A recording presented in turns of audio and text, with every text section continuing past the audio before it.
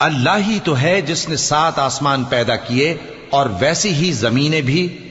इनमें अल्लाह का हुक्म उतरता रहता है ताकि तुम लोग जान लो कि अल्लाह हर चीज पर कादिर है, और ये कि अल्लाह अपने इल्म से हर चीज का इहाता किए हुए है।